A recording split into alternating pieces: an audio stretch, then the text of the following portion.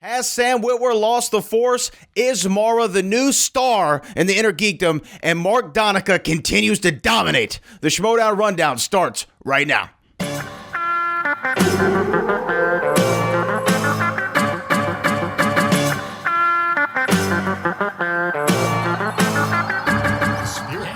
Ladies and gentlemen, it's time for the Schmoedown Rundown.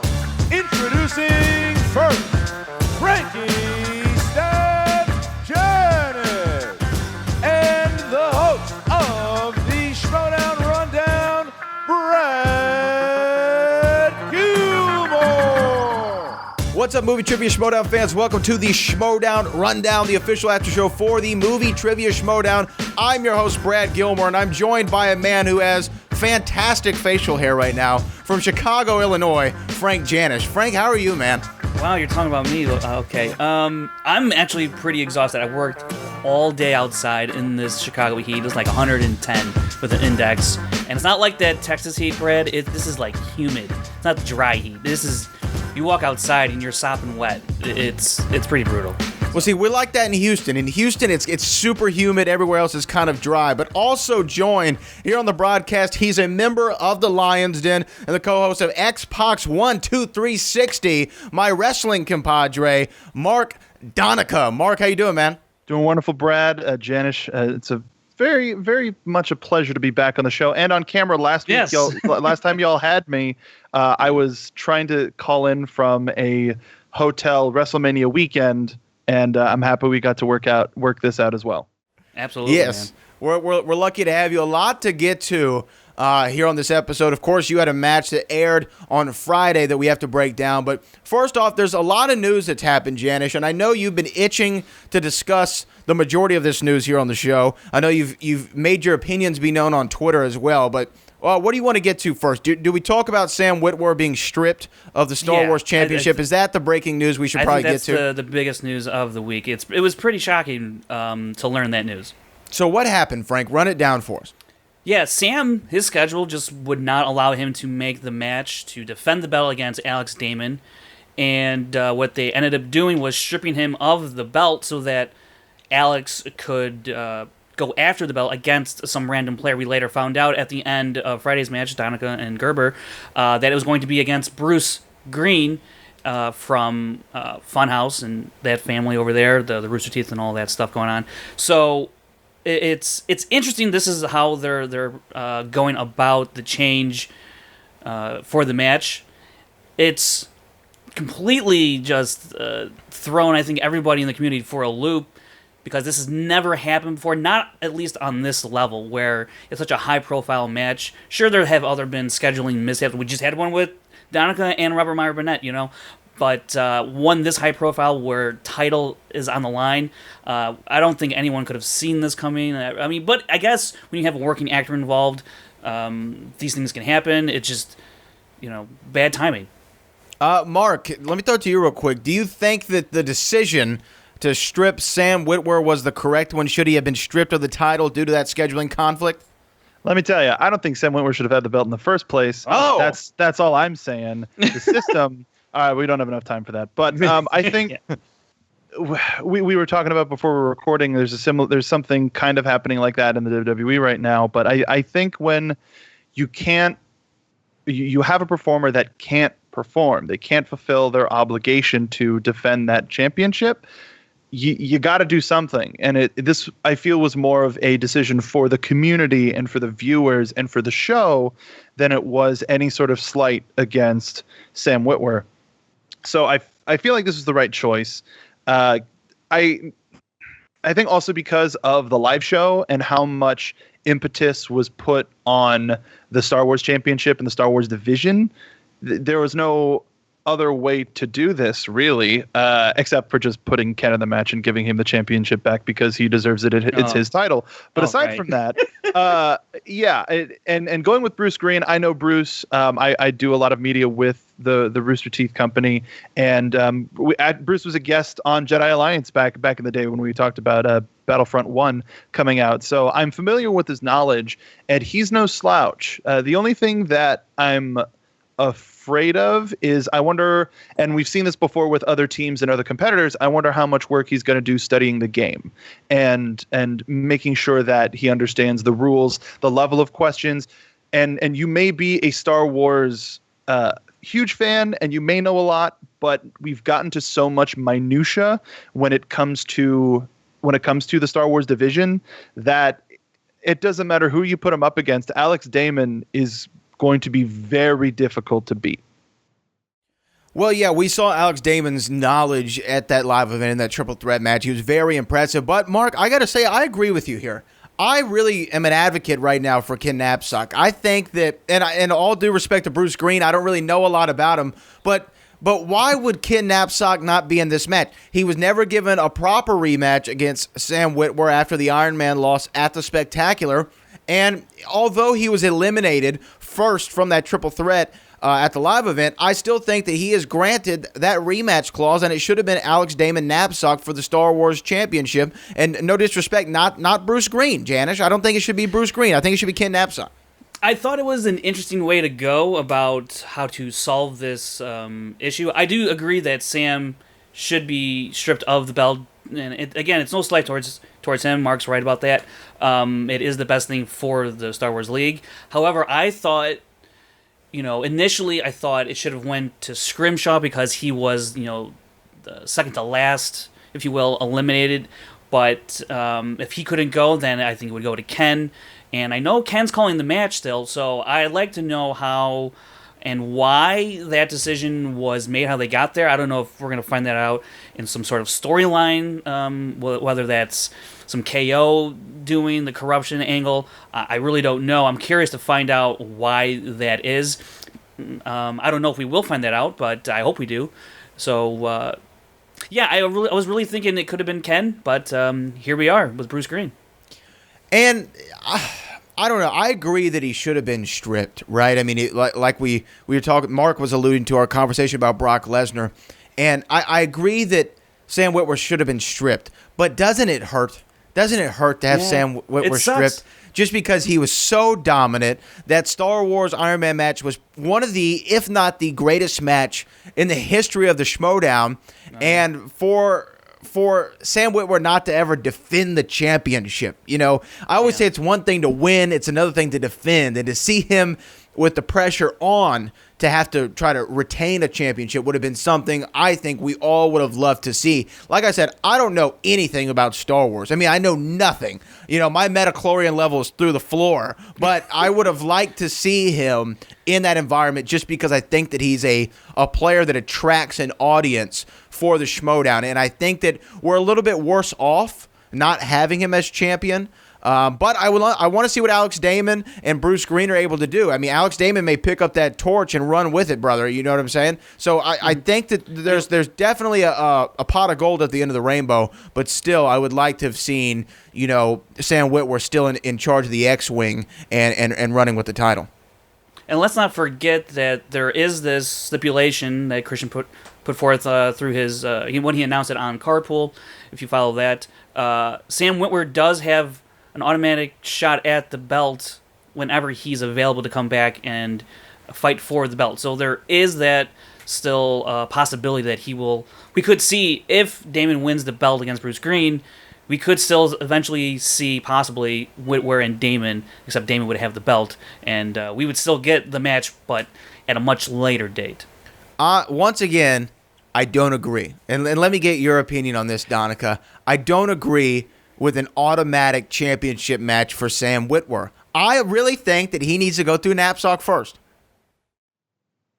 I agree with that. I think now one of the major rulings that I've seen with championship matches, if you have one successful defense, at least one successful defense, you get an automatic rematch. Ken, very angrily do I say this between my teeth, didn't have a successful defense, but I blame the system on that.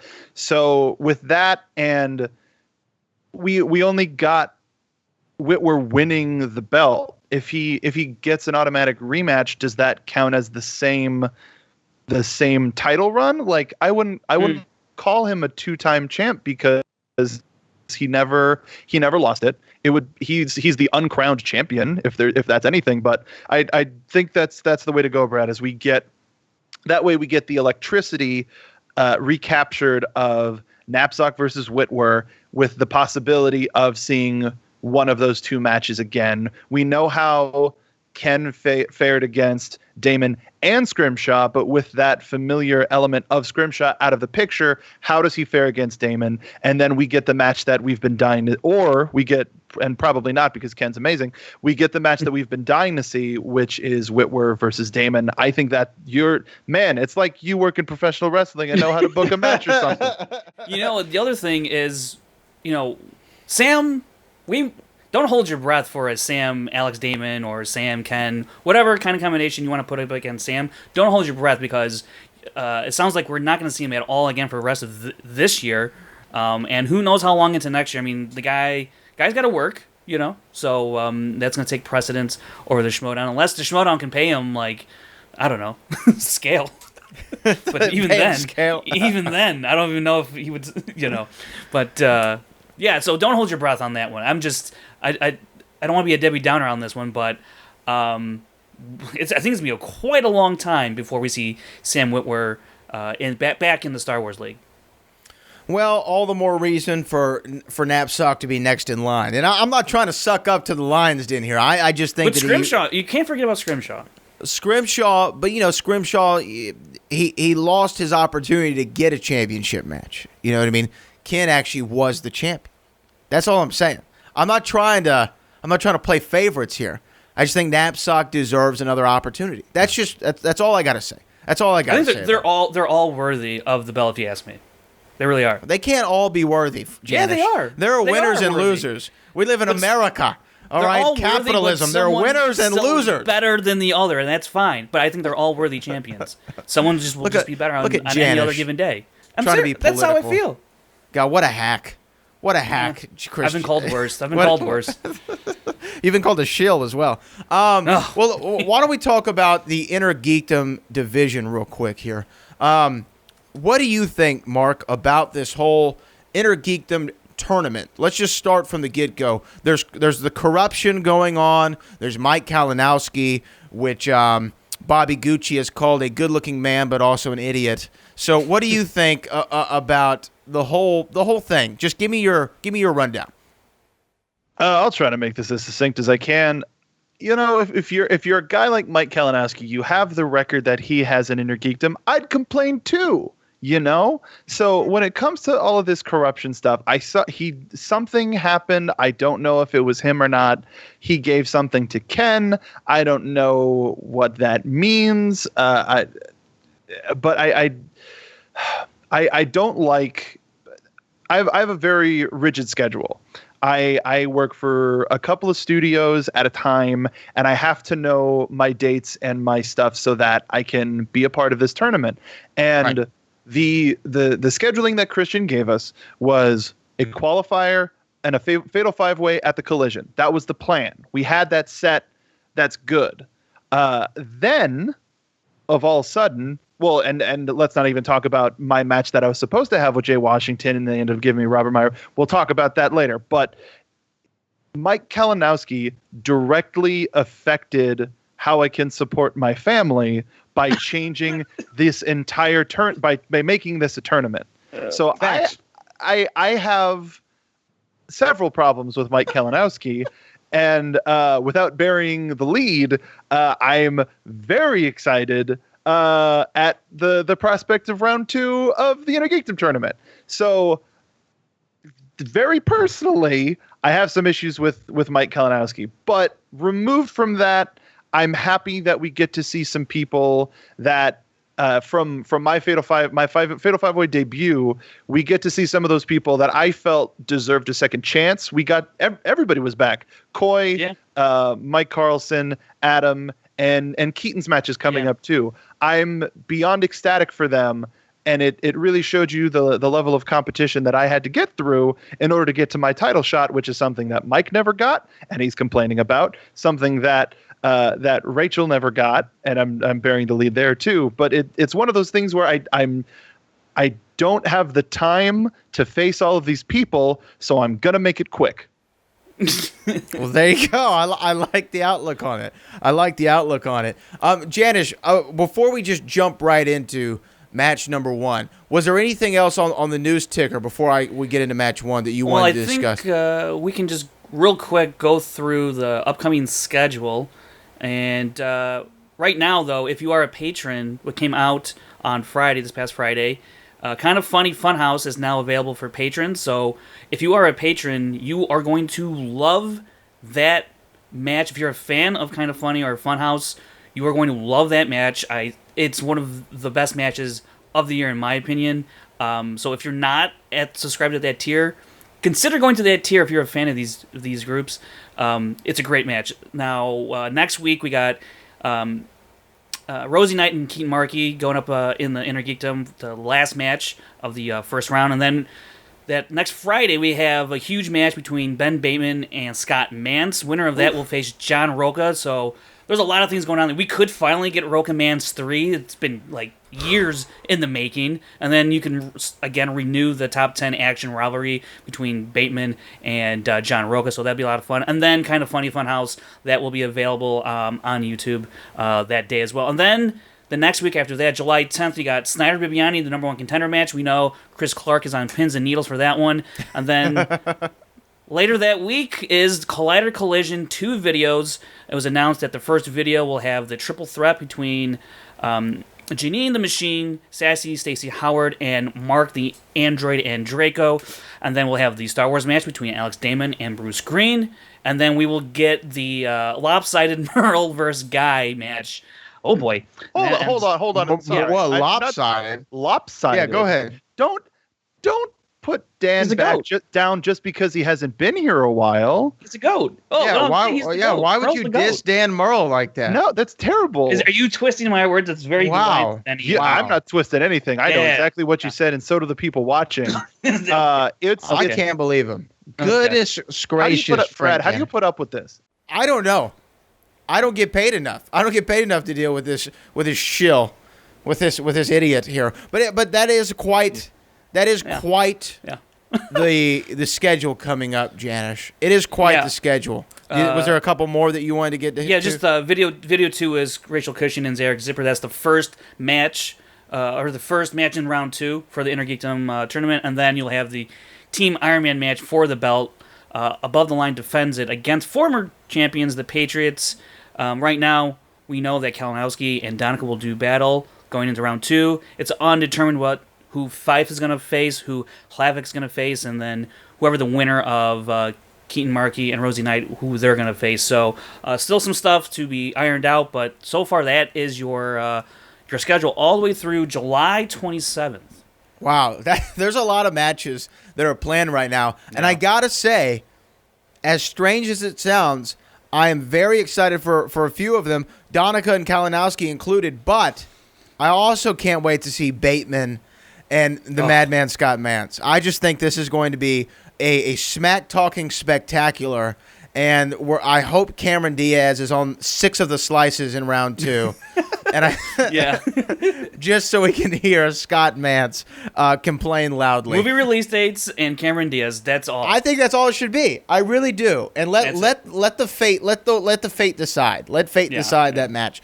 And we're going to talk a lot about the wheel in these matches coming up, especially in your match, Mark. I think the wheel had a lot to do with it.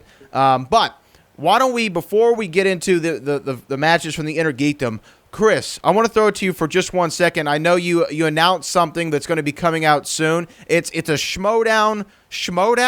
Is that true? Tell us a little bit about the Schmoedown. Oh, it's something that actually been in the cards for Take 3, and Christian we've been talking about this for I think for almost a year now. It's essentially the Schmoedown show, but instead of with movie questions, it's about the show itself, going through all seasons from 2014 to 2018, this current season, and it's going to be going through competitors, teams, all divisions, everything, and it's to see who the biggest Schmoedown nut is. I did post it in the group.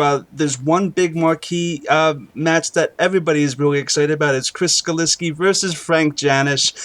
Do they know too much? It will be fun, and it's hosted by Brad, William Bibiani, Jay Washington, and she confirmed it with me. Rachel Cushing will be hosting the third match. So just make sure to check that out. It'll be on Take 3 in August. It'll be great. Yes, big stuff there. And I want to take this opportunity to plug an album that is released today, Booker T Live in Hollywood. Myself and Booker T have a live album out that we recorded over there in Hollywood, California, Los Angeles, California, featuring such acts as Kurt Angle, Corey Graves, Gold Dust, David Arquette, Rob Van Dam, and Eli Drake all broke bread with us on stage. So that is on iTunes, Apple Music, Tidal, and wherever the hell, Janisch, you can get it on all those places. Tidal, it's on Tidal. Okay, that's right. Oh, wow, The Rock, man. Yeah. I rock with Jay-Z, man. That's my guy. Gotcha. But yeah, so you go get Booker T Live in Hollywood out right now. So let's get into the Inner Geekdom match, the first one from this week. This was a good one. This was a great one in a lot of ways because we saw I believe the debut of a major star in the league. Janisch, who did we see in Tuesday's match? We saw Koi Jandrew and Mark Hanopik, and what a debut it was for Mark Hanopik. I gotta remind me to go through the headlines, Brad, because we got a bunch of them through tweets and Facebook. Some of them are pretty good. But this match, very interesting to see a new player.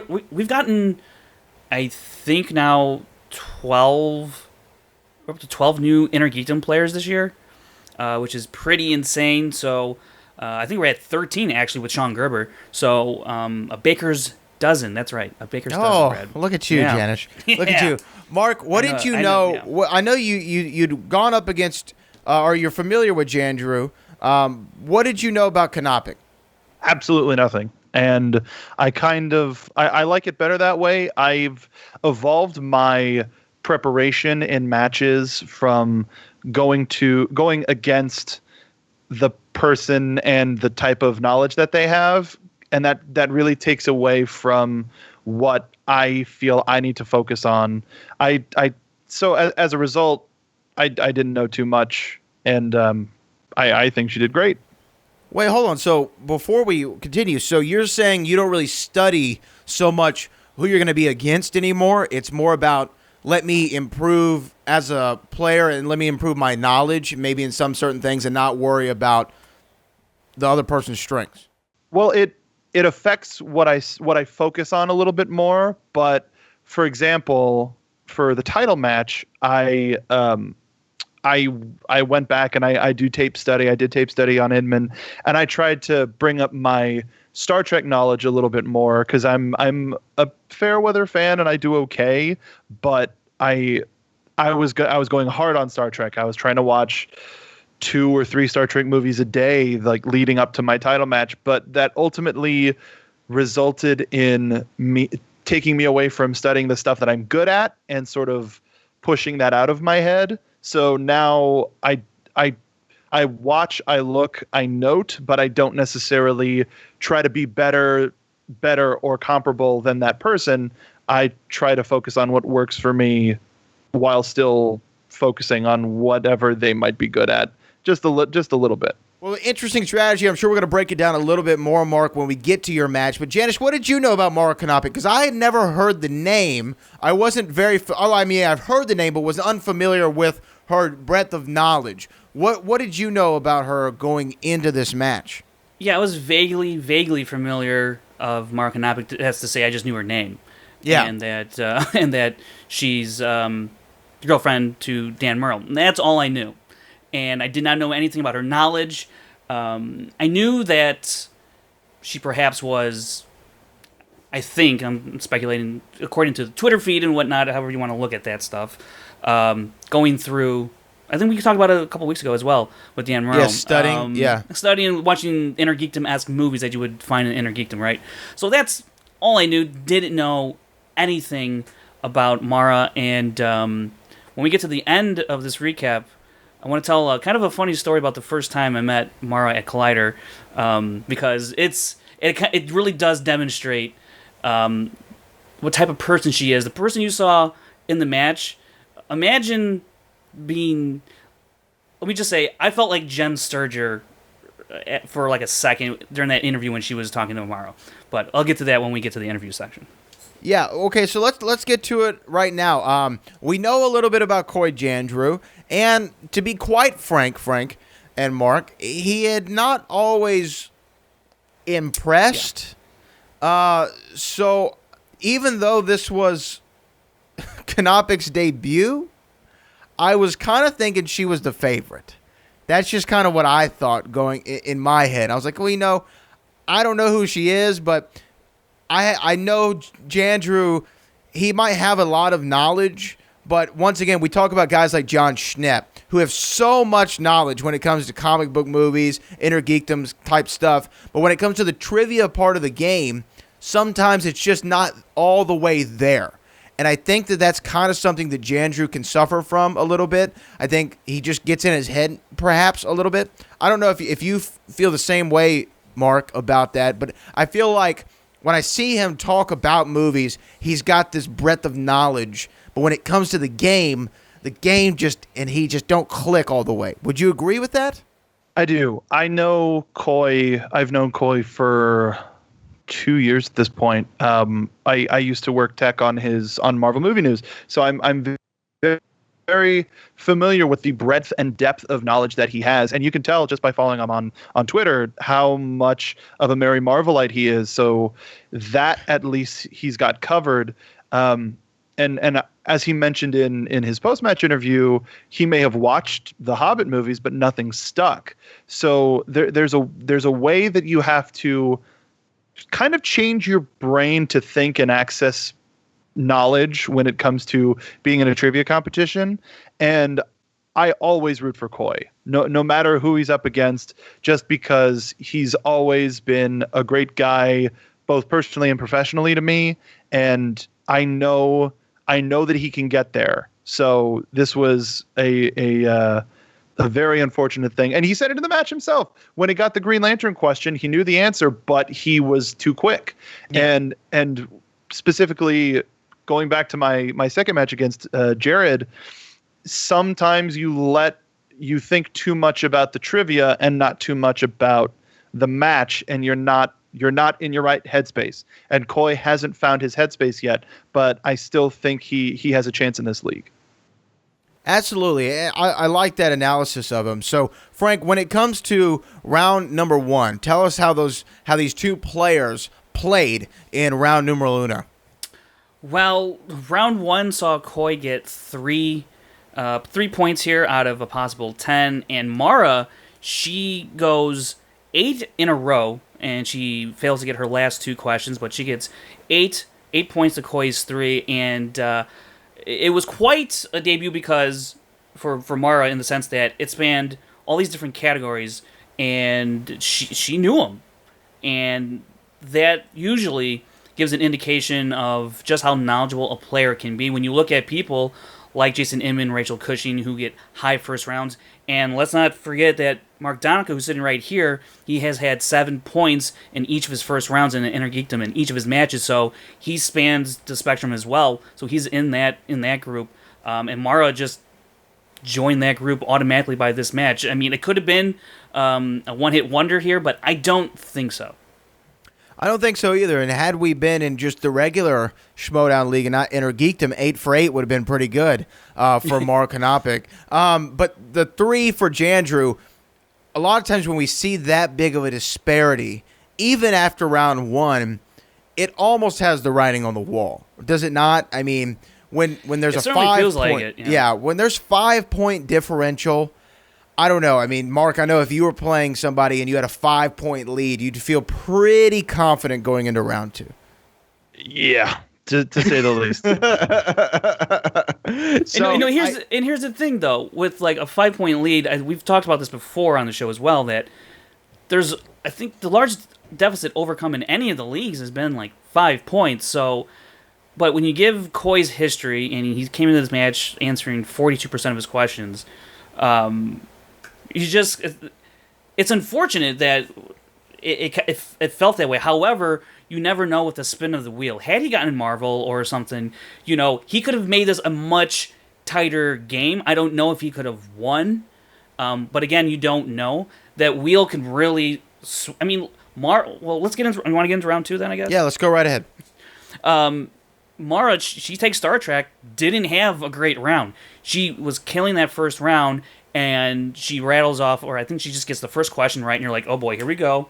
And then she goes for her next 3, and you think, well, wow, she's actually not doing that great in Star Trek. Although she was like just to the left of an answer. Like had she scooted over, she would have landed on a couple more of these answers. Or if she went to multiple choice, although she talks about that was actually I saw on a Facebook post someone called out that she was a rookie and she didn't go to multiple choice when she wanted to, or she could have or should have.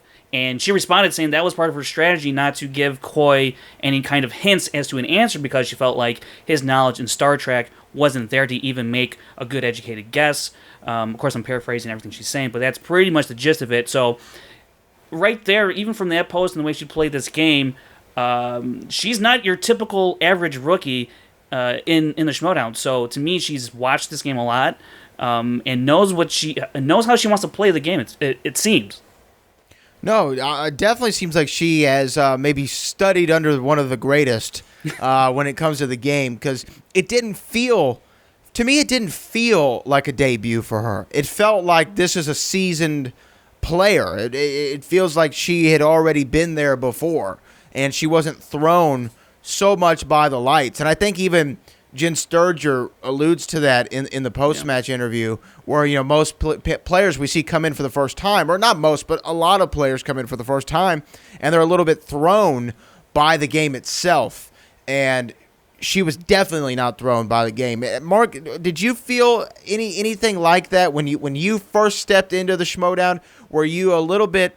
Did it take you a second to get your sea legs under you, or were you pretty confident going out there the first time? The only sort of prerequisite that I set for myself was, as long as I get the first answer of round 1 correct, I'll feel fine about being there. And I did. And then the Sophie Turner question came up, and then whatever. But it was one of those things where being a student of professional wrestling, being a wrestling professional as opposed to a professional wrestler, I understand that part of the game, the performance part of the game. I'm a theater major. I got to use that useless degree somehow. So coming into the game was almost second nature, especially after being in those audiences for a couple of weeks. It was just sort of a thing of, there are a couple of uncertainties that you have to deal with, but you can't control them.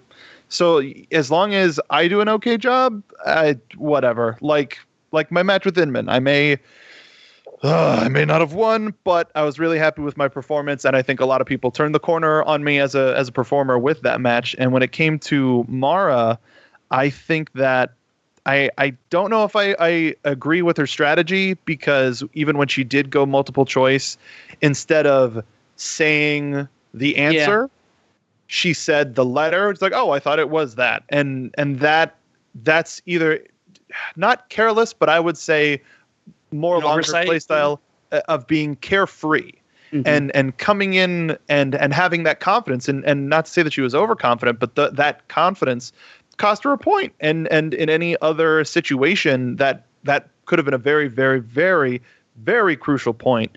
And despite any sort of a lead you may have, I don't want to take the chance of giving my opponent 2 points. So I don't understand that strategy. But if it worked for her in that particular instance, so. Real quick, before we move on into round 3, I have to ask, why, of all the great characters that we've been treated to in the worldwide professional wrestling world, why Diesel? Do you want me to give you the 100% honest answer? I would expect nothing less. Christian said you're Diesel. And I went, okay. Okay. So I leaned into it. That's good enough for me. That's great. Okay, that makes a lot more sense. Okay, so moving on, round number 3. Janice, break it down for us a little bit. But actually, real quick, one more thing with Morrow on round 2. Star Trek. I talked about it last week. I'm going to continue to talk about it this week. Star Trek and Lord of the Rings, the 2 most difficult categories, I think, overall, in Inner Geekdom. And Donica, I know you shake your head a little bit at that. Which one do you feel more confident in? I think Middle Earth is a little more confident for you than Star Trek. I'm a little more confident in Lord of the Rings minutia. I've seen every Star Trek movie like when I was a kid, and then as I started getting into Inner Geekdom, I've started watching them again. The problem is that Inner Geekdom started with a lot of heavy Trekkies, or Trekkers. Sorry if you're consider yourself one of the other, but it's one of those things where at the very beginning the top layer was immediately cut down and the middle layer is starting to get cut down, and it's kind of been the linchpin of the champions. And with Robert Ryan Burnett, Hector Navarro, and Jason Inman, they've all had Star Trek kind of in their back pocket, so it's hard to say that it doesn't belong, but it's what separates the one-shot competitors to the championship materials. So that's what I say about Star Wars. And Lord of the Rings, you can see with Rachel Cushing, and just with general Lord of the Rings fans, it's very geeky. It's 2 different sides of the geek spectrum, so it really depends on the person, ultimately. Wait, real quick, let me get last thing that I want to get your opinion on before we go to round 3. Where do you sit on James Bond and Inner Geekdom? God, no. No. God, no. God. Me personally, because I haven't seen almost all of them, I don't want that crap in there. But it's a similar reason. Gerber in our match or before, or I don't even know if it got picked up on a mic, but he said that Indiana Jones doesn't belong in Inner Geekdom because it's not a specialized group of fans. Everybody loves the Indiana Jones movies. And I would say for James Bond, a good 75-80% of the population of the world loves James Bond. So it's not necessarily a geeky thing to like James Bond. It just was like, oh, here's another compendium of movies that we can throw in Inner Geekdom. But Gotcha. No. Okay, interesting. I want to revisit that Indiana Jones thing. What were you going to say, Janice? Yeah, with Star Trek, it got me thinking because we've seen Star Trek a lot lately. So I went back and I crunched the numbers, Brad. Oh, well, thank you for finally doing your job. You're welcome. So, in the tournament, we had Rachel Cushing, Carlson, Knopik, and Gerber getting Star Trek. They're combined right now 13 of 25 on those questions for a total of 21 out of a possible 50 points. So, not doing that great in the round. I mean, Carlson, he did the best with 4 or 5, but he only came up with 6 out of a possible 10 points. Still, that's actually well above average compared to other players here. It's been very interesting to see Star Trek being used so much. When Jason Inman went on his run last year, believe it or not, he did not actually. I think he landed on Star Trek maybe once during like that 4-match run he went on. So he didn't even have to rely on a strength of his or use it as a crutch to get him to the title. He did it without Star Trek. And now with Star Trek questions being run through, if he gets the opportunity to go to Star Trek, how deep are these questions going to be? And are these going to... Before you might think Jason Inman would go 5 of 5, but now it could really be a possibility of him going 3 of 5 for 3 points or 4 points. It could not be as big as a hit as one might think going forward. I think that's just something to keep in the back of your mind, at least in the back of my mind. So with people attacking or taking on track, whether it's Rachel or Mara taking it willingly or other people landing on it on a second spin, it's quite interesting to see what questions are being thrown out there and being used. And again, I said this a couple episodes ago, are these questions that Jason Inman would have aced, went 5 of 5 for 10 points, but now they're off the board, and we're going to get some brand new questions, possibly even more deep cut questions. Very interesting to see if Star Trek will play a factor in these last matches leading up to a title shot and with Jason Inman in a title match.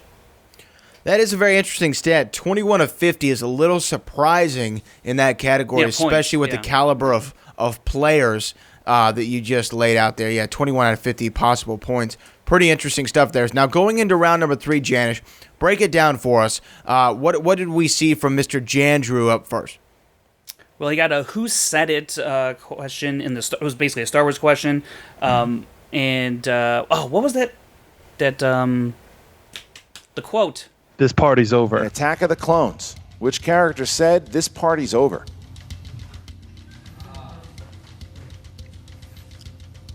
I've omitted that name from my mind. This party's, I was surprised because that was like in promotional stuff, and it was all over the place. I have a follower on Instagram named "This Party's Over," and their icon is Mace Windu. And just as a Star Wars fan, I was not Coy. I love you, but come on. Yeah, that is a very 2-point question. Very surprised he did not get that one. And then we go on to that's 2 point in inner geekdom. That's a 2-point inner geekdom question. I don't think that's a 2-point. That's movie trivia. I don't think so. That's a 1-pointer if I heard one. Jesus. That might be a round 2 question in sci-fi fantasy in the regular game. Okay. Yeah. Okay. This one was, I think that was a little. Now, if I were to have to reason, what actor could I hear "This Party is Over"? What actor's mouth could I hear "This Party is Over" coming out of? Right. I would narrow it down to the man who played Mace Windu, but I still think that it was a slightly difficult question. But continue, Janisch. Yeah. Okay. Well, this is why I don't watch Star Wars. This is why we're having a Back to the Future match on a Star Wars match, Brad. I like Solo, a Star Wars story. So did I. That's a start. Yeah, I enjoyed it. I don't know if that gets me out of the Inner Geekdom League. I like Crystal Skull. We've talked about Crystal Skull before. It's not as bad as you remember. It's not as bad as people make it out to be. Really I actually think Temple Doom's a little worse. That's not what we're talking about here. Well, Get into it, Janisch. What's the next question? The next question was Star Wars centric as well. It was a Star Wars questions. Well, he gets that right for 3 points, and then we get to the Hobbit, which he talks about in the post match interview. Yes. He's like, it's over with, and you saw his body language, him right there and then. As soon as he heard the category, it was. It's been fun. Here you go. Name 2 of the 3 trolls that tried to cook and eat Bilbo and the dwarves in The Hobbit. But that's the kind of personality you get from Coy. He takes the bad and makes it positive in some way or the other, and that's what we all love about Coy. But it's unfortunate that he goes 1 for 3 here. Couldn't send it back tomorrow. Would have been interesting to see her perform in a 3rd round as a rookie, but we didn't get that. So hopefully in the next match we will. That's a big statement by Mara right there, Kanopik, to not even have to go in round number 3. I think that's a big win right there, if you ask me. I think that to be so far ahead against somebody who's had a few matches at this point in your debut is rather impressive. Donica, do you agree with that assessment? Was it an impressive victory by Mara Kanopik? It's hard to say when it comes to round 3. I personally love being the point leader when it comes to round 3 because you don't really have to do much because a lot of the time, or at least so far, a lot of the people that I've been up against, they're up against the clock and it's a lot more. There are a lot higher stakes by the time you get to round 3. So I don't know necessarily if it's a good indicator of how well she would perform in round 3, but it was a great indicator of her performance for the rest of the show. Because imagine what if she got 3 categories and all of a sudden we see her weakness. So yes, it's impressive, but we don't know why it's impressive. I think it would have been more impressive if she got all 10 of her points in round 3. That goes for anybody, really. Yeah. I know a lot of people are very high on Mara's performance in this match. I am not one of those people. Really? I think it was a great debut. Do not get me wrong here. It's a great debut. But other people this year including Mark Donica, have had better debuts. That's just a fact. Now, no one has had a better debuting first round than Mara. That's a fact. That's what I look at the most is the first round. And I look at the close misses she had in Star Trek where she's like right there. And those are things that she's probably going to look back on and learn from and do better in her next match. But she didn't go into the third round, so you can't really say one way or the other. I only look at that first round, and it's a great first round.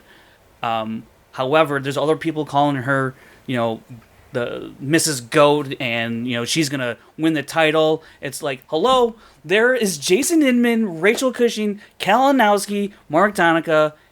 These people have put in more time. Mark Donica has already played in 4 matches now, so I love Mara a lot in this debut, but I think people have mistakenly elevated her to a level that's not reasonable at this moment. I'm not saying she could ever reach these heights. I'm just saying let's relax a little bit and not be such a prisoner of the moment. It was a great debut, but all things considered, she wasn't tested in the third round.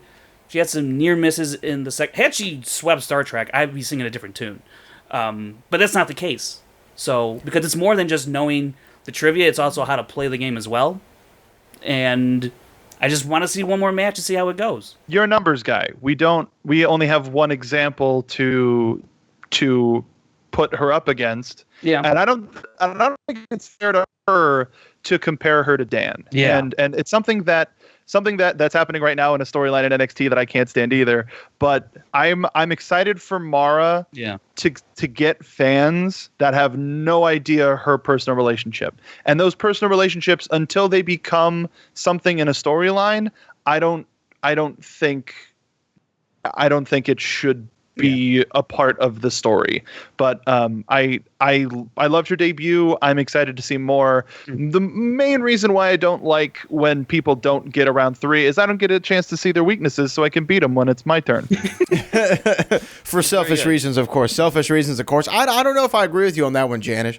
I think sometimes when someone comes in and there's already an aura around them, especially, whispers among, Dan Murrell, she trained under Dan Murrell. I mean, how could she not? She trained under Dan Murrell. I mean, it's kind of like... I hate that. But do you? I mean, when LeBron got drafted, the man who just opted out of his contract with the Cleveland Cavaliers, when he got drafted by the Cleveland Cavaliers back in 2003 or whenever it was when he made his debut in the league, all the expectations in the world were on his back. That's unfair. But is it unfair? Is it unfair? Or did it drive him, or was he the caliber of athlete that people said that he was, and that's why there was all of the hype around him? It could be the same thing with Mara. I'm saying if we had a judge right now, she's more LeBron James than she is Lonzo Ball. That's all I'm saying. Oh my goodness. I don't know sports. I got that reference. That's a very fair comparison. Thank you. I appreciate you, Mr. Donica. So let's get into, speaking of Mr. Donica, let's talk about his match. Let's talk about Mr. Donica. Well, I'm sorry, Janisch. I'm sorry. We got it. Well, there's two things. We're going to talk about that post-credit match or post-credit scene with Kalinowski and Mara. Fascinating stuff there. Mara demonstrating her type of personality and what other people would be up against when you come at Mara from a storyline perspective, right? But in the interview, Mara and Jen, in my estimation, seemed a little taken back about Mara and the way she was responding to questions and whatnot, right? Now, you're just kind of like, I don't really know how to respond to this, but I know that I like what you're saying. And I want to go back to the very first time I met Mara. It was at this Collider studio, and we were in line at Collider trying to go to the bathroom. And I didn't know Mara at all. And... this is the line for bathroom, okay. And somehow, one way or the other, we got onto the topic of children, close your ears, we got onto the topic of human genitalia and their appearance. And right there and then... Okay. Yes, right there and then, that's when I knew Mara is not like anybody else I've ever met at Collider or in the surrounding area. And I didn't know how to respond to anything she was saying, but it was funny, it was witty, it was smart in a way. I talked about her time in the Navy, and I got this real quick snapshot of who Mara was as a person, if only just a little bit. And then when I saw this match and how she was in the interview with Jen and how she handled Kalinowski, I was like, that's the exact same person that I saw in the line for the bathroom at Collider. It's an interesting memory to have of someone as a first impression. Let me just put it that way. Yeah. Huh. Yeah. Yeah. Oh yeah. Huh. Yeah. It was funny. Well, what did you though, Janisch? Give us your quick analyses of the interaction between Mara and Mr. Kalinowski. Yeah, it's interesting because with Kalinowski, he comes over and he's looking for thanks about, I expanded the tournament, or I created the tournament and expanded the field, and now you've got this opportunity. It's like he's setting something up, and then he's gonna call back and be like, remember, you owe me this favor. Like, I'm gonna set something up, and now I'm gonna cash in this favor that you owe me, although Mara is having none of it. I mean, anything Kalinowski was saying there was completely deflected by Mara, and I think that's when a lot of people realized just how what's the word I'm looking for? Unique Mara is in this league. There's really no one that we've seen like her, and that's saying something after 5 years of the Schmoedown, right? So even when Kalinowski leaves, she's leave me. It's just these little things that Mara did in that scene that was really fun to watch. Frank, I know you and Chris got the interesting pleasure of sitting down with Alex Damon to discuss his what was his pending match for the championship. Now, not so much, but why don't you throw it to the interview with us? Tell us a little bit about what we're about to see. Yeah, so I got to talk to Alex Damon when we thought he was going to be playing Sam Witwer. So it's kind of that kind of previewing what he thinks about Sam, and then it really gets into just kind of like his background and who else he thinks in the Star Wars like online YouTube community he thinks could hang in the Star Wars League. So we get into a little bit of that, and it's just, I think, another good way just to get to know Alex Damon before he gets to his match. It's fun. We were gonna play this interview leading up to Collision, the week before Collision, but now that Sam is not playing, we're just gonna put it out there now, and instead of wait and put it up the week before when he's not even playing Sam. So here we go. Well, here is the man who could be the new Star Wars champion. We will find out soon. Alex Damon, right now. Here we have Alex Damon. Alex, thank you for joining us on the Schmoedown Rundown. How you doing? I'm good. I'm a little nervous. A little nervous, sure. I think anyone would be going up against Sam Witwer for a Star Wars title, a championship. Before we get into that, I just want to kind of get to know you a little bit better, as well as for the Schmoedown community. You have Star Wars Explained. That's your channel where you cover everything Star Wars. Can you get into why you started up that channel in the first place? Yeah, I mean, it actually works pretty thematically for the Schmoedown. I live in Atlanta, and there is a convention every year called Dragon Con. It's a huge sci-fi fantasy convention. And every year at the Star Wars track, they have a Star Wars trivia contest. And I was always good at Star Wars trivia, and so I started to compete in it. And I would always do pretty well, but I'd never win. And every year I'd walk away like, gosh, I should have studied. I should have tried a little harder. And then one year I was like, you know what? I am going to study this time. I also come from a background of video marketing, so I know a lot about video, and I felt like I knew a decent way to get a YouTube channel off the ground. So I was like, I'm going to study, and then every topic that I look into, I'll just make a video on it, and that'll help me retain that information. So I just started doing that. And that year was the best that I had ever done on the trivia contest. Still didn't win it, but I did much better. And people seemed to respond to the way I was making these videos as well, which basically was supposed to be kind of a study guide, or literally a video version of Wikipedia. And now it's been we're on our 4th year of doing the channel. I still haven't won that Dragon Con trivia. I mean, it's movies. Yeah, it's insane. It's movies, books, comics, like literally everything Star Wars. So you got to remember everything. And the competition is really stiff. It's like the same people every year, and we're all friends now that go up there and fight for it. But it's a tough one. Second was my best. I got second last year. So it covers Legends, canon, the movies, all of that stuff. Whereas the Schmoedown, it's just the movies. So I mean, that's the big difference then. Right. Is there anyone that, since we're on the topic of Dragon Con and that format, that trivia format, is there anyone that you know that competes in that version that would be just as good, who could hang in this Schmoedown Star Wars version? I think Thomas Harper, he is the guy that has won the past 2 years in a row, and now he's like jokingly become my nemesis. Still a great guy, but I think that he could totally hang with people in the Schmoedown. I mean, there are a couple other people that I'm also good friends with that I think could probably go toe to toe.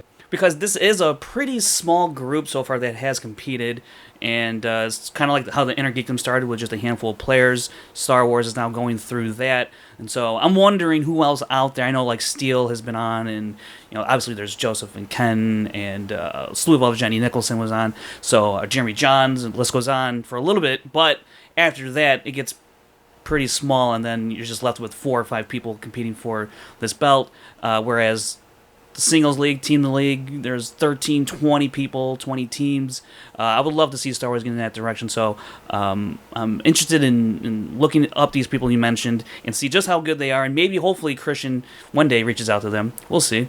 Yeah, I mean, there are a lot of people in just the YouTube community that I could think of as well. Mostly that I think they'd probably be more entertaining as well to watch. Like, I feel like when I'm on, I'm just very like focused and like I want to work on my showmanship a little bit. But people like Bruce Green, Raoul Cooley, Jacob Fullerton, I think I'm a big fan of Funhouse. So yeah, I can tell. Yeah. I know that by the time that this talk comes out, James and Elise Willems will have done their Patreon exclusive match. I'm excited to see that. So, but I think Bruce would do well in the Star Wars league. Excellent.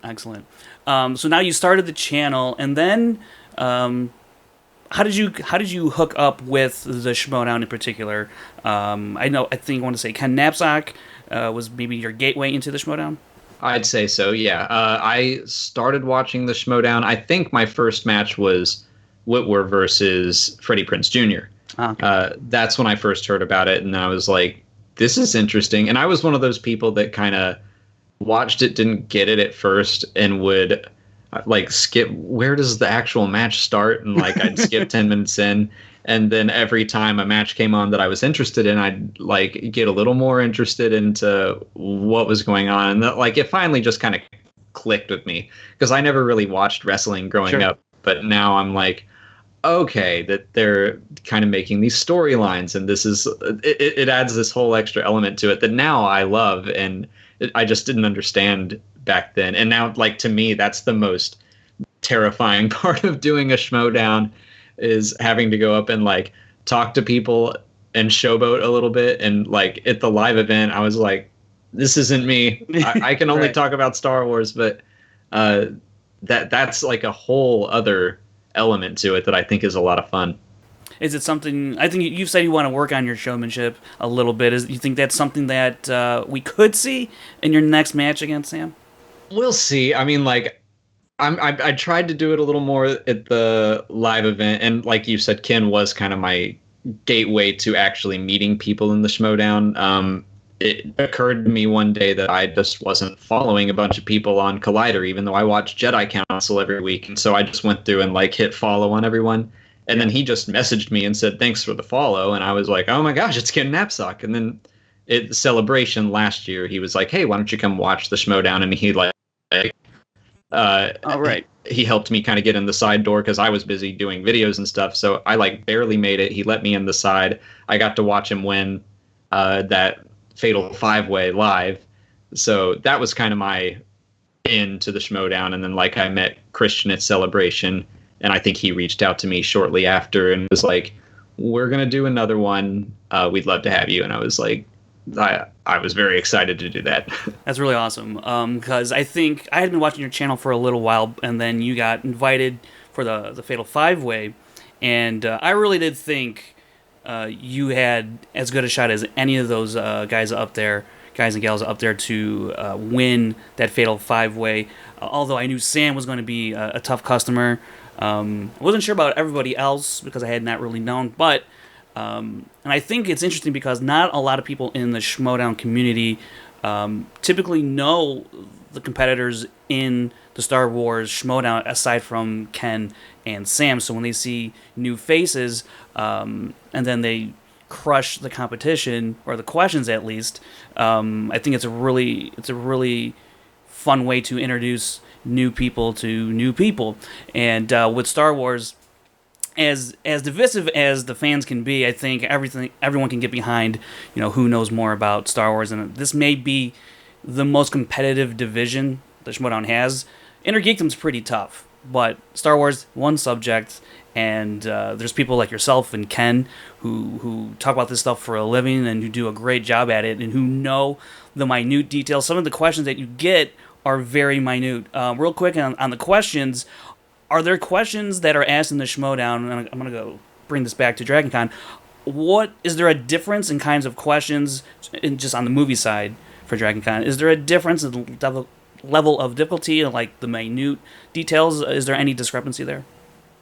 As far as the movies, no, not really. I don't think so. I would say maybe DragonCon even goes a little deeper, but I think that's because they're pulling from books and comics and everything. It's more that, like, when you do a Schmoedown, I'm like, okay, I can study by watching the movies.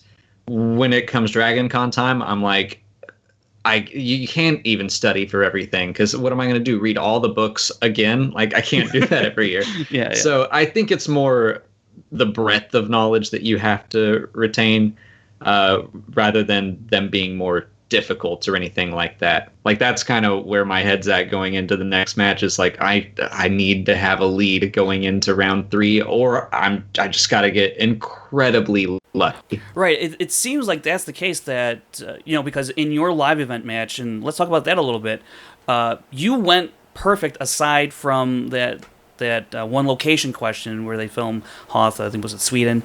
Norway. I won't forget now. Yeah. Well, Christian then did later say that they're getting rid of those kinds of questions because it really doesn't pertain to the movie and whatnot. They don't really bother me, honestly. But well, I guess that's one more question you would know. I would leave that up to him. Yeah. But basically, you went perfect in the live event. Is that something that do you think that you're gonna have to do against Sam? Is be absolutely 100% perfect? Because, as Joseph said in his pre-match, interview at the live event, whoever has a brain fart first is probably doomed to lose. You think this is how this match is gonna go as well? Yeah, I mean, yeah. I think even if Sam brain farts first, I'm still gonna be very much on edge. But Joseph is 100% right. Like especially in that one, the 3-way, like. I don't think any of us went into that thinking that we were going to win. Like, that's how I felt every Schmoedown is like, I'm just here to have fun almost. But sure. Like Joseph, especially in the Fatal 5-way, I had met him and I knew he knew his stuff. I did his podcast with Ken, but I didn't know how scared to be of him. And then he kept on, like, he just would not give me a break. Every question, I remember there was one that Sam missed, and I was like, yes, because I got a steal. And I was like, I'm going to be the only one that gets this. And then Joseph got it too. And I was just like, damn it, Scrimshaw. Like, come on, get me a break. Yeah. And like, it kept happening at the live show too. Every time I thought that maybe I got a steal from Scrimshaw, and then Ken also got it. And I was like, it's so hard to catch a break sometimes. It seems like the real enemy is the fact that there's a time limit in which you can answer the question. Because it seems like whatever the question you guys may be asked, if you had a much longer duration than 15 seconds, you all could come up with the answer. So I guess, how do you can you, or how do you work on recall of such information? I guess it's just practice. I mean, Sam has said the exact same thing, and I feel the same way. I don't like speed rounds. Like, I kind of need. I mean, I think 15 seconds usually is plenty of time for me, but sometimes it's not enough. Like, there've been often questions that my wife will ask me as she trains me, and I'm like, I know this, and I just have to sit there for 30 seconds and rifle through the files until I can find it. But yeah, the speed round is what I'm scared of, and I've never done one on a Schmoedown yet. So, have you done any kind of like mock simulation of a speed round in your training? No, it's probably a good idea. Just a little bit, yeah. Just the. I know. I do try to answer quickly, but yeah. Okay. Well, I mean, that's all you can do. I mean, some people, I guess, have to get used to the buzzers. I know Clark Wolf, when she had her title match against Sam, her and the Five Club went and practiced on the buzzers. I don't know. Maybe you can say, "Hey, Christian, let me let me see how these buzzers work." This title match now, it's going to be in a studio environment, not a live event. Last time you played your 5-way was in the studio event. Looking at the two formats, is there really that much of a difference when you're up there answering the questions for you? I don't think so. Once it starts, I can kind of tune out everything else. Mm-hmm. So I would say no. It was much more stressful leading up to the live event, knowing that there would be 300 people there, and knowing that I had to like do a little speech beforehand. And like I like watching. I've only watched it once, but at the live event when I win, I just like I don't know what to do with my hands. I'm like one of those, yeah. I just don't know what to do now that I've won, so I just kind of wander around. That kind of stuff is more daunting to me than just like sitting and answering questions. Like once I got the whiteboard and the pen, I can focus on that and kind of go into robot mode. Will you be able to tune out Sam Witwer? I mean, he's a pretty imposing figure. He's pretty good. He's answering 87% through his showings in Star Wars. I got 87% through like the regulated Star Wars matches, and then you yourself, I got you at 88%. So you're just a little bit better. Oh, all right. Yeah. Well, then I'm not worried at all. So yeah, there you go. It's a foregone conclusion at this point. Yeah. What are you gonna go on if you win the belt? You're gonna go on like on a tour, like Star Wars Explained tour with your belt, go around to each podcast and just carry the belt with you. I'm not expecting Christian to let me take the belt home to Atlanta. Yeah. I don't think I even want that responsibility, even if they would let me. I'd have to get that through airport security and all, and not break it. Yeah. I mean, like we were just out in LA for EA Play and for the live event, and we just kind of stayed for 2 weeks, and we already did kind of a podcast circuit. So, yeah, I don't know. I hadn't thought that far ahead. I'll cross that bridge when I get there. I need to get the belt first. Yeah. I had a thought and I lost it. Well, I guess since I can't think of my last question. All right, Alex, I want to thank you a lot for hopping on here with us real quick. A lot of good luck to you in your match against Sam Witwer. He's a beast. And I wish you nothing but the best. And I personally am rooting for you because I was behind you from day one. Because I like to get behind people who don't know a lot about. And I knew you were good, and you've proven me right so far. And thanks a lot again for coming on here. Good luck. Thank you. And I would like to say that I have been enjoying watching your coverage, and I got a good laugh out of your coverage of the Fatal 5-Way. And just like kind of, even like the cracks that you made at me, I was like, I do need to work on that. So I appreciate all that. I need all the help I can get in that department. Absolutely. Once again, Alex Damon, thank you for joining us. Thanks. Well, that was Alex Damon here. Interesting interview there. And before we get into the matches why don't we have a little bit of the headlines, Frank Janisch? Yeah, we're trying this again. It was an interesting debut from Mara and an interesting showing from Joy, so I thought, let's see what the folks out there in the Schmoedown community can come up with in terms of headlines. So Let's start with Wade Philpott. He says Knopic wasn't playing coy with Jandrew. Look at that. That's very good. We got Michael Campbell saying the birth of a brown dwarf star. There we go. Let's see. Albert, our good buddy Albert, you know him, Brad. Yes. I can't even Alex say his last Dubb. name. Alex Dubbs. Yeah, there you go. Brown dwarf star crash land out of nowhere. A man goes crazy and lost his mind. Okay, and then Leon Halleck says, breaking news, we found the first brown dwarf star that shines, and it is amazing. All right, let's see. We got a lot of these, actually, more than we did last time. I'm kind of surprised because nobody really comments on these, but let's go check Facebook real quick here. Nico, way to bury it there, Jen. Yeah, I know. I was like, because usually it's pretty easy. We get like 10 and be like, I'll just read all 10. Now I gotta like go through these. Usually this show sucks, but today it's a little bit different. Yeah, Thank you. I'm happy to be here. I guess. Yeah, thank you, Mark. We got Nico Suave Rogoli. He says, Brown Dwarf Star leaves formal Spider-Man feeling brown. Oh, that's sad. Let's see here. What else we got here? Wikipedia views of Brown Dwarf Star increased by 100,000%. I guess not a lot of people know what a brown dwarf star is. Well, they will after this episode. Right. That's for Brad, sure. did you know what a brown dwarf star was? Troy Korhonen says, an amazing debut and a crazy ending. And I'm trying to look for one that really is the one. I see. I think. There was one in here that I saw that was like, that's pretty good.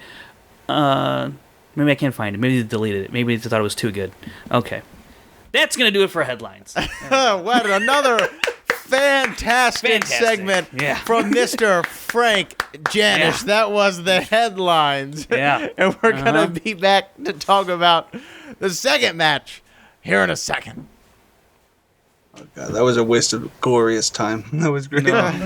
Yeah, that was great. What's up, everybody? It's your man, Brad Gilmore. I want to shout out one of our newest supporters, and that is Audible. Audible.com is home of hundreds of thousands. I'm not even joking. Hundreds of thousands of audiobooks, and they want to offer a special trial for you, the listeners of the Schmoedown Rundown. So it'll be a 30-day free trial. You get to download one audiobook that you get to keep forever. So whether you cancel it before the 30 days are up, or if you want to keep the service, it doesn't matter. You get to keep that audiobook forever.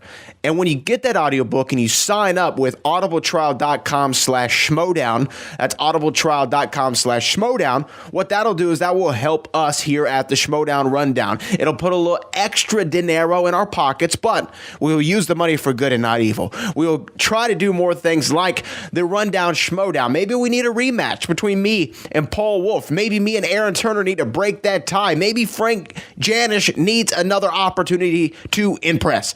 You can do that, and you can help us out with all kinds of production costs. We got to look out for our man, Chris Clark. So if you go to audibletrial.com/schmoedown right now, you will help us out. And look, I'm not just talking just to talk. I'm a user. Look at this. I am a user of Audible. There's Audible. This is some of the books that I'm reading right now. Here are the last 4 books. All right, I finished Crichton. I'm reading We Don't Need Roads, The Making of Back to the Future. No surprise there. Seinfeldia, How a Show About Nothing Became the Biggest Show on Earth by Jennifer Armstrong. Catch Me If You Can by William Abagnale, which I think is a top 3 Spielberg movie, and I'm reading the book. And then The Disaster Artist by Greg Sestero. So that's what I'm doing right now. That's what I'm reading right now. That's what you're hearing right now when I'm driving around the beautiful state of Texas. So go to audibletrial.com/schmoedown, audibletrial.com/schmoedown. Sign up for free today. Helps you, helps us, helps the world. Let's do it. Well, let's take this time now, though, to move on into the second match of the week that we got to talk about with our special guest who was the victor in that match. Mark Donica played Sean Gerber, and it was quite the match. What did you think going into the match? You were supposed to get Robert Meyer Burnett. You end up with Gerber. How did you feel about that? I didn't know I was facing Sean Gerber until I showed up at the studio that day, which was about an hour and a half before we went up. So it was a little disconcerting. I wasn't as familiar with Sean. I know he was at the Free For All, and I loved his match against Box Office Breakdown because I'm a fan of Frank and Amy. So I'm kind of familiar with him, but everything changes when you hit Inner Geekdom. And running a page called Superhero News gives you kind of an expectation of the knowledge base of a competitor like that. So I was expectant of the couple of things that he was going to be pretty good at, but that wasn't necessarily an indicator of everything that he was nerdy about. So I kind of had a good idea of what I was going to be up against. So it was an interesting choice to be sure, but oh boy, was I licking my chops at R&B to get the chance to take down a former champ, because one of the things that was the major comment to me after I took on Jason Inman was, he got there too fast. He didn't take on enough quality players or former champs. And I was ready to start out with R&B, but you take what you can get. Well, some would argue that Robert Burnett's not exactly quality as well, given his history. Hey, whoa. Yeah, I said it. Yeah, Chris Clark. Chris Clark. I'm done. I'm quitting. What do you have to say to that? I'm done. I'm quitting the show. Fuck the haters. Fuck the haters indeed. He's a good man. He is a good man. He supports the underdog. He is the greatest Inner Geekdom player ever. I will always say that. Blah, blah, blah, blah, blah. You know that. But you know what? Things happen. Shit happens. He would have demolished Donica. I would have loved to see that. But oh, my goodness. You know. Oh, wow. It was a welcome guest. And here we have producers talking at a turn. What kind of a ship are you running, Brad? I don't know. I've lost control. Right now. But, okay, let's get back to the topic, though. I think that Sean Gerber was an interesting matchup. We hadn't seen him in Inner Geekdom before, especially in a singles capacity. You're going in there with some matches under your belt, with the experience under your belt, knowing what to expect. I would think that you were the favorite in this match, and you were the favorite in this match. Frank, round number one. How did these two competitors do by the numbers when it came to round number one of this Inner Geekdom match between Sean Gerber and Mark Donica? Well, it was decently competitive for the most part. I mean, Mark Donica goes 7 of 10, which he's done in 3 of his previous matches. Sean, he misses his first 2, and that's kind of like not a great sign for a debuting rookie here. But he gathers himself. He ends up with 5 points, only down 2 points now going into the second round. So it's not a bad spot to be in. Given the fact that you weren't even supposed to be in this match, you had no idea this was coming, and here you are, only down 2 to one of the better players in the league.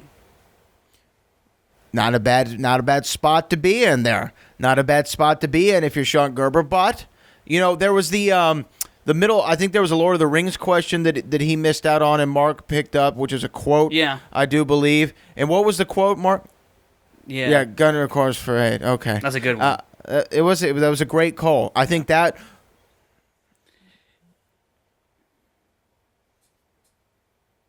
What did he say? Gerber dies. Gondor. I mean, Gerber dies. Kind of the opposite there. Gerber dies. Gondor is dead. Gondor answers the call, but yeah, calls for 8. Yeah, but yeah. But that was I really think a pivotal question there, because it gave you that lead, I think, early on, and then that was what you were able to build on, questions like that. How did you feel about your round number 1? 7 out of 10. I'm trying to put it. I mean, it wasn't that long ago, but I felt pretty confident most of the time. I felt bad about missing that Harry Potter. I was trying to build that as one of my next as one of my other strong categories. I haven't watched Sorcerer's Stone in a minute, so I was really sad to miss that quote, or to miss that question. But I don't think it showed a weakness per se. I'm sure it showed gaps, but I still felt pretty confident with my round 1. It all depends on what you get, really, because like I was watching Kalinowski's match with Jared, and I played a much better round. 7 out of 10. It's not a bad round, but I think I got 9 out of 10 on their round. So it all depends on what questions you get, really. The one thing I want to ask you though is Star Wars. You haven't had the greatest run with Star Wars questions with the numbers. You're 5 of 12 in Star Wars. Is it again just kind of just on any given day, any given question? It's like a magnet. I focus what I'm working on, which is as a particular poll, and then the Skaliski questions that come through are on the opposite end, and we're just not clicking. Like there was a little while ago, I decided to focus on some original trilogy stuff, and then I end up getting a whole bunch of questions about the prequels, and then switch it over. I've got my complete saga right here, and I've been watching the prequels again. But as a result, I missed in my mind, a very easy question in episode 4. And yeah, I'm disappointed in my Star Wars play as of late, but it's one of those things. I'm trying to become more well-rounded in everything else, and I'm a fan of Lord of the Rings. I'm a fan of Star Trek. I'm a fan of Harry Potter. Like, I'm a fan of all of this stuff, but as viewers can attest, you see the difference between a fan and a player, and I'm trying to become a better player. And Star Wars I'll rely on that in a pinch, because there will be stuff that I'll be able to pull that other people can't because of my various depths of knowledge. So moving forward in this tournament, I'm definitely going to be focusing on Star Wars as well. But I am disappointed in my Star Wars performance, to be sure. Well, when you go, though, to round number 2 in this match, we go from Star Wars to Star Trek when Mr. Sean Gerber goes up there. He spins Heroes, which I think is a very interesting category, and I think more people should roll the dice on. I know that in the Star Wars match at the live event, we saw Ken land on Villains after spinning away from Heroes, which was very apropos, but did okay in it. But I think that Heroes, I don't know. I think that's an interesting category, and I understand Sean's reasoning. I can understand his path of thought there of like, well, it could be anything. It could be anything, and he saw other Marvel stuff. He saw other DC stuff. 4 slices where he felt more comfortable. Let me spin at it again. Almost got spinner's choice there, but when he landed on Star Trek, hammer nail in the coffin. I thought that this was pretty much a wrap at that point. What did you think, Frank? Yeah, numbers don't lie. Just going back to the numbers I said before about how players have performed outside of Jason Inman, pretty much have performed this season alone. Not great, and you could tell, when you see the body language of Jared Haven or Sean Gerber in this match, like, it's just not gonna be good. It's not gonna be a good time for that player. And he goes multiple choice on all of them but one. It was the what was it? How many movies, or what was the last movie that? How many movies did Leonard Nimoy in? Yeah, and it was 8. Yeah, and he throws up a Hail Mary and connects for 2 points. That was a pretty fun spot in the match, given the round. So it's just Star Trek. You're going to have to watch Star Trek, people, I guess, Well, he came so close, though. He came so close to getting that spinner's choice. Yeah. And I know that would have probably put you, Mark, on your heels had he gotten it. But when you went up to spin, you actually came close to landing on opponent's choice, but you got MCU. And I'm sure you felt rather confident in that category. But I think some of the more difficult questions as of late from the MCU, you spoke about it earlier when it talked about Star Trek, how that top layer was peeled off rather quickly. Then you're into the middle, and then you're going to get even deeper into that bottom layer. I think we're really far deep. We're way past the mantle. We're heading toward the core of the earth when it comes to these MCU movies, especially when you're asking about, certain breakfast foods that can be made for Paul Rudd. What did you think about, one, your performance in round 2, and then the level of difficulty of the questions for round number 2? So this actually ties into both matches and Sean's round and my round. I think there needs to be one more pass on some of these questions because the wording can be very misleading. There was a question in the Mara match and a question in ours in relation to how many films Leonard Nimoy has appeared in. And technically, they don't say whether he has appeared on screen, living, performing lines as Spock. It just says how many times Spock was featured in a movie. In Beyond, there's a moment where they sort of memorialize Spock, but they call it out very clearly. And I would debate that that's an appearance in a movie, but that ultimately goes to the wording of the question. And when it came to in this round, in my round for Marvel, there was the wording of the Winter Soldier question of Robert Redford's character, as opposed to saying Alexander Pierce. What is Alexander Pierce's plan involving the SHIELD helicarriers? That accesses something different. I don't know if it's something just for me, and if any other competitors are watching, they could speak to it as well. But it completely changed my line of thinking of where to find that piece of information. Because in that movie, if I remember correctly, and here's my brain failing me again, Samuel L. Jackson's character, I can't believe I'm blanking on it. Nick Fury. Nick Fury. God. Yes, dude, I even blinked for a second. Holy shit. Yeah. So as far as I remember, Nick Fury brings it up to Captain America first. So that futzed with me. So all of those questions that I went to multiple choice for were except for the waffles one, but the Kamartaj and the Alexander Pierce question were both worded in such a weird way that I had to be sure I wasn't going to leave it up to chance, so I went multiple choice with it.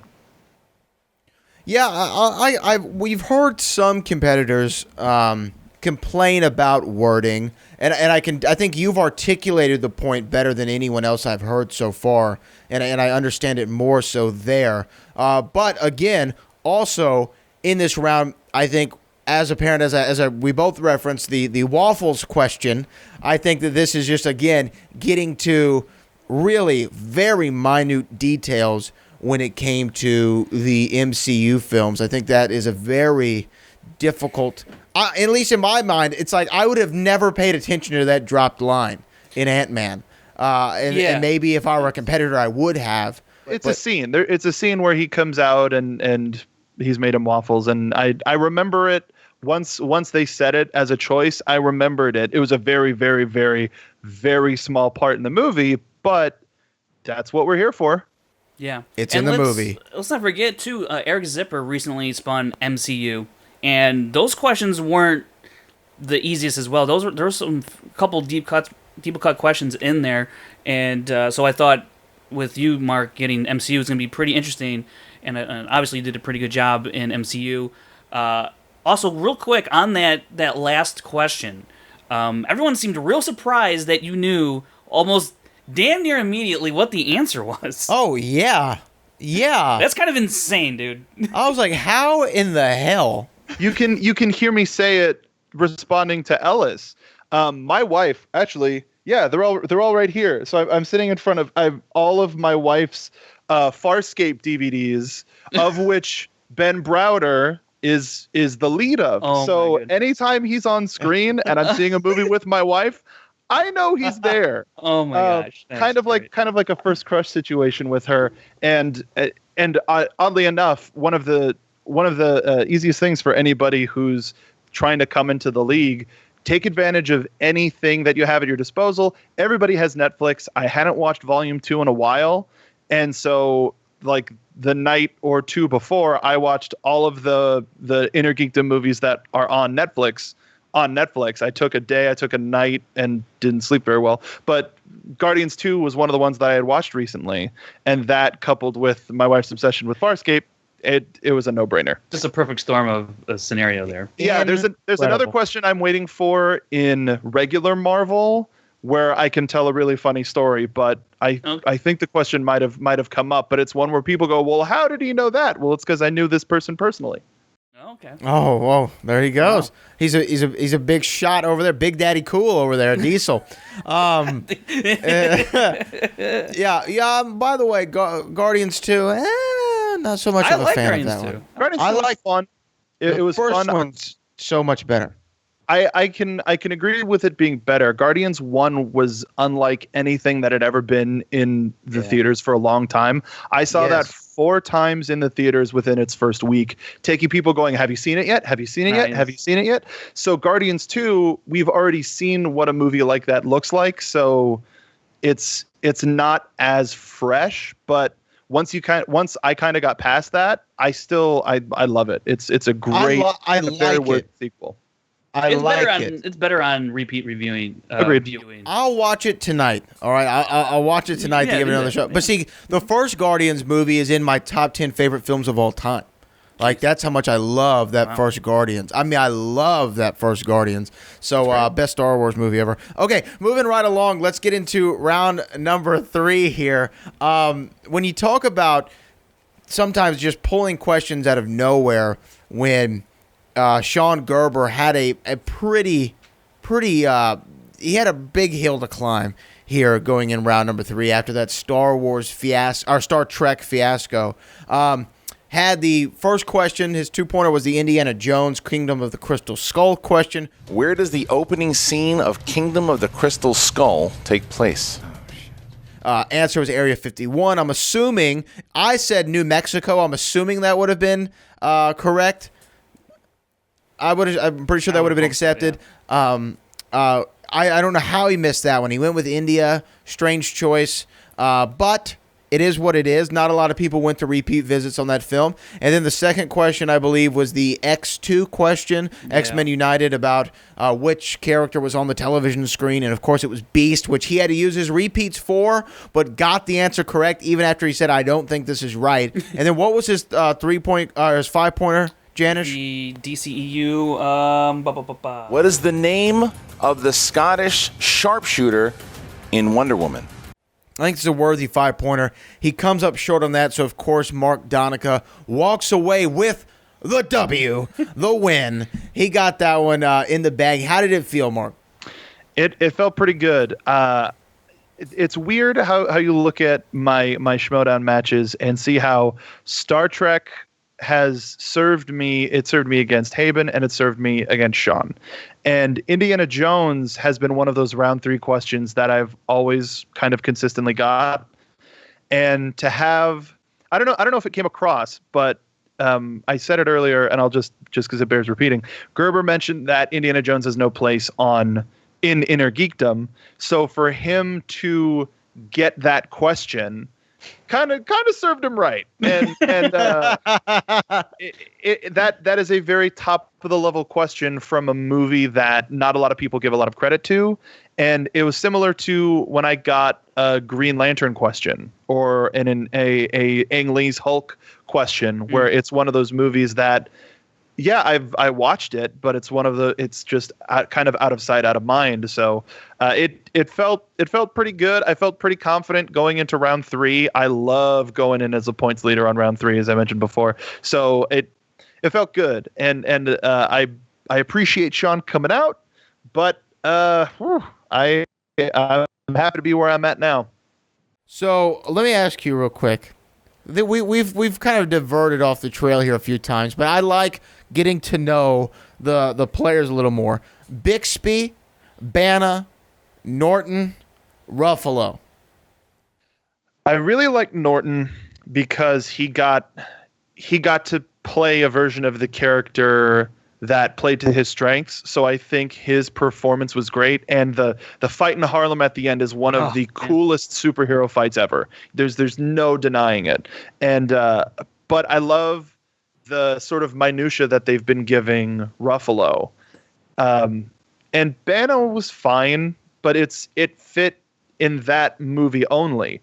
Banner's Hulk in the modern Marvel universe, I don't know if it would fit that well. I think they all served their purposes, especially Bixby, for that era of television. Sure, that worked, but they all work within their own universes. But Ruffalo's my favorite because he has more people to play with. The Trial of the Incredible Hulk. Do yourselves a favor. Watch it tonight. I love that movie for unknown reasons. But anyway, now you're going against Kalinowski. This is who we're going to go against. Now, Janisch, I know that you're... I think this is Janish's most anticipated match. I know you like this on paper, Janisch. You like Donica and Kalinowski. This is a tough one, man. Wow. I've heard... Is it? It is, because I've heard of Kalinowski's training regimen as of late and what he's been doing and how much time... Oh, yeah? What's it been? Why don't you tell me, give me a little... It's really nothing more than anyone else would do. It's just, he's really been, from what I've heard, really been putting in the time. And it's interesting to see it displayed when he took on Haben. And now with you and the 4 matches you've had, you were answering at a very high clip. It's like 70%, 72% now. And then the wheel, it's just very interesting how that could really play into the match. This honestly could go either way, I think. I couldn't even say one way or the other, to be quite honest. And I think it's going to be like that for a majority of these round 2 matches, except whoever Rachel plays Zipper. So anyone who plays Rachel, I'm probably going to pick Rachel just because it's Rachel. But this is one of the, this is, and also real quick though, Sean Gerber, big fan of Rachel apparently. Mentioned it a couple of times. Big fan in the match, which is fan. Which is fine. I thought that was kind of funny. He also took a little shot at you there too, Donica. He said in the MCU he would have had all 2 pointers. Oh yeah, he did say that. That's part of the reason why I went to the multiple choice, and that's why I think that strategy more so than the other one is, one, you get to edge out, get those single points where you need them, and it gives you a lot more. It gives your opponent less of an opportunity to gain any ground on you. So I think I made the right choice. But how do you feel? How do you feel going against KO, the killer, Mike Kalinowski? Killer. This is the only thing. This is the only thing I'm a little worried about, Donica. I'm gonna be honest with you. This is the only thing I'm a little worried about. This is his whole concoction. This is his tournament, right? He's forced the hand of Thad to create this in the first place. How do we know there's not going to be some kind of Queensberry rules going on in your match? Where he can just pull. What a pull. Nobody's going to get that, but no, I got that. Thank you, Brad. You're welcome. How do you know there's not going to be some sort of moving of the goalpost there? I don't, but I have to be ready for it. And here's the thing about Kalinowski is you look at the numbers. Frank, I know you're a fan of the numbers. I have a better record than him. Yeah. I generally have done better than him. I've had a title match. He has not. And Rachel, while a very strong competitor, her title match, when was that? I probably missed it. But when it comes to Kalinowski, I'm not afraid of him. I don't see this whole corruption thing, because it's different. It's different when you're with the Lions Den and you're at the top of the mountain looking down on everybody, complaining, everything's terrible. Because like you say, if there is some sort of a thing where he messes with the questions or gets easier questions than I do, then that calls the entire spirit of the game into question, and all of this sort of fan outreach of people going, yeah, it is corrupt, this and that, it's going to be gone in an instant. He doesn't have anything. He's in a lose-lose situation, because even if he wins, he loses because it compromises the game, and he's already been compromising the game, or he loses and this whole corruption thing would have been for nothing. And so regardless, I'm going to come out on top this next match, whether it's by points or whether it's by character. That's right, damn it. Wow. I like your spirit, Mark Donica. There you go. While I've got my money on Donica. That's all I'm going to say. That's my money. The smart money is on Donica for this. Frank, do you want to have a final word on this before we send this home? It's going to be one hell of a match, man. I can't wait to see. This is literally at the level of a title match. It really is, for round 2. And let me say this: if you are familiar with his training regimen, are you familiar with my training regimen? I am not. That's his mistake. If he's telling people, "Oh, I'm working on this," Well, he's not telling people, but I've just. Well, If you you've found out if some you've way, heard- Janisch. I've heard. You've heard a modicum of his strategy. He's trying to make it to get back to me or anybody else that he's going to be Is that playing. what it And is? Okay. that's exactly what it is. He's trying to play mind games, but it's not going to work. Okay. Well, Mark Donica, we do appreciate you for sitting in with us here this week on the Schmoedown Rundown. Anything that you want to plug, promote, or say before we get you out of here?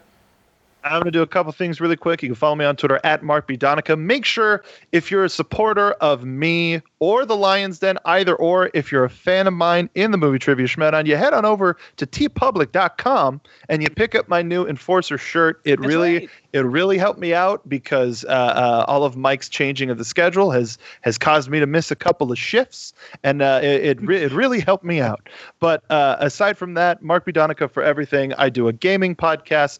If you want to find out the only kind of movie show that I'm doing right now is with the fine folks at Nerd Soul. So check that out. It's myself, Alexis Torres, and Michael Young. We were the last hosts of Jedi Alliance, and now we kind of do a general movie podcast.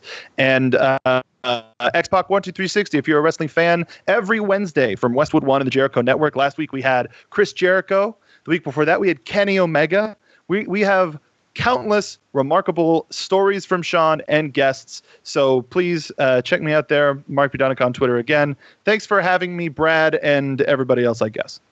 Yes, everybody else. We got to get Booker over there on 12360. Yeah, let me know next time you're in town, please. Yeah, we'll definitely make that happen. But Frank Janisch, anything that you want to say, if you must? Yes, I must. Follow me on Twitter and Instagram, FrankieJ29, and go ahead and check out the stats site I put up. Super easy website to remember. It's sites.google.com/view/Schmoedown-stats-info. Super easy, guys. Yes. Chris Clark, our super producer, who's shaking his head right now. Let the people know where they can follow you. You can find me on Twitter and Instagram at ChrisClark8788. Those numbers mean nothing. You can find me on YouTube at Take 3 Productions. And, bada bing, bada boom. Let's rock this sucker to the end of time. Bada bing, bada boom. I love it, Chris. You can follow me on all social media at Brad Gilmore. Make sure you check out Heated Conversations with myself and Booker T on iTunes every Saturday. And if you're local here in Houston, Sports Radio 610. Also, our album, Booker T Live in Hollywood. Go stream it right now. Pay me money. I need it. I've been missing shifts, too, because of Kalinowski's punk ass. We got to get paid some kind of way. And we'll be back next week with more of the best source for the Schmoedown news and entertainment, the Schmoedown Rundown. We will see you all next week.